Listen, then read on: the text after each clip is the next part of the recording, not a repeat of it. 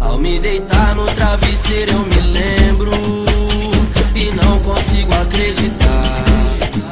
Em oração eu peço a Deus que os cubram e que estejam em um bom lugar. Destino trágico, triste que condenou 4 famílias ao limite da dor. E num pequeno gesto de carinho cantaremos com amor.